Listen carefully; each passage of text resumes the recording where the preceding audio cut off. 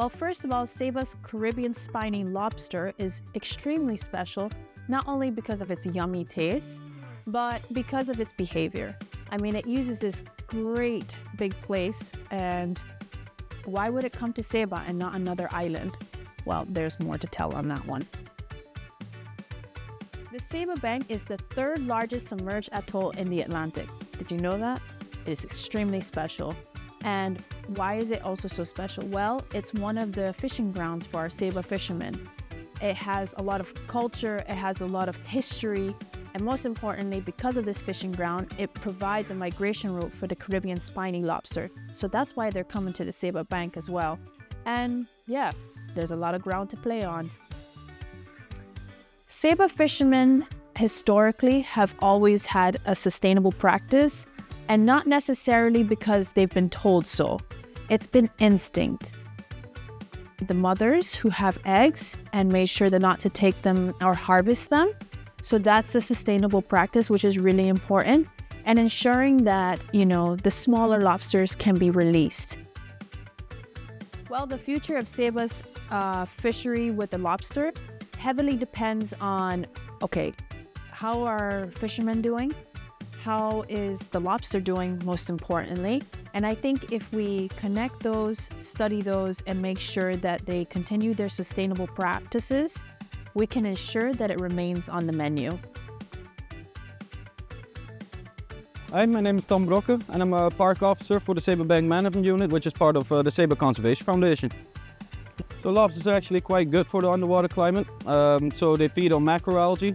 Macroalgae are of course in competition with coral reefs, so as soon as they graze the macroalgae away, coral reefs have more space to grow, which is quite good. They're very important for the food chain, so they basically feed on the smaller crustaceans and keep those populations in check. And they're also a very important food source for like sharks and bigger fish species. And next to that, they also create burrows and holes on the Saba Bank, which other species can also use to avoid predation, basically as shelter.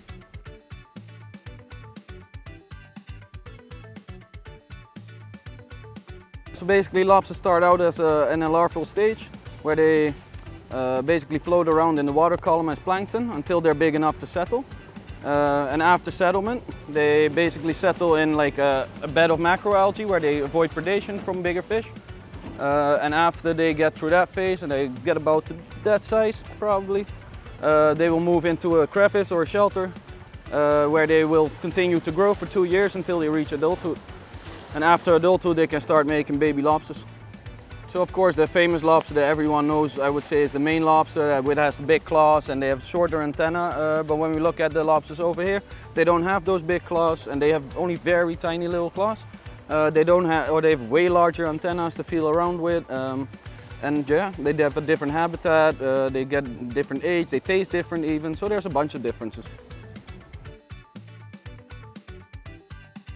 So when it comes to the Saba Bank, the lobster fisheries, they need to have at least a 95mm carapace length.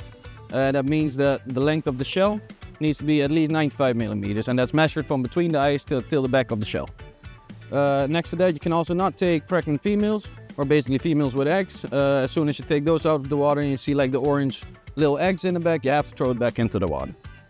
And in general, I would say that the Saba fishermen comply with it. And so after 2013, when the Saba Bank was established as a national park, they stopped doing that, and then the lobster regulations got into place. My name is Augustino. This is my dad, Ivan. We've been fishing for lobster. I got like 23 years. My dad's over 40. My first experience was when we started fishing and catching lobsters, maybe 40, 50 lobsters a day. That was a lot of them years. Worked on my dad as the experience. Saw the drops coming out with my dad. I just liked it. Last 40 years, I'm probably been fishing constantly for lobsters. But on the first years, we only fished a couple of months and then we stopped. But then after that, we just started fishing constantly, like almost 40 years now. It's very important for the livelihood and for the selling tomatoes. That's our biggest market. Like supply keeps we going all year long, and we can do good. It's important. So we sell more lobster. And you have and boat, a couple of 100 kilos, a couple of 1,000 kilos or more a year, 1 many thousand kilos a year. They have like maybe 3 to 4 different types of traps he uses, and bait wise we use usually is cowhide. Well, some guys use square traps.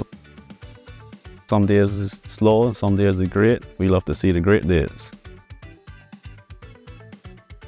My favorite lobster dish has 2 aspects to it. First of all, my father used to be a lobster fisherman, which is very special to me. And he used to make me the baked lobster fish and just coat it in garlic butter.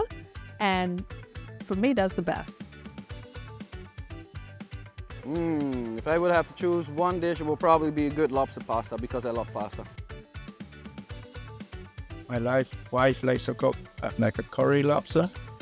I love that. I like a lobster, I mean, just boil it, take it out on the shell, squeeze lime on it, eat it just like that. It's really tasty. Me, I don't have really a lobster dish. I love to see them, catch them, sell them.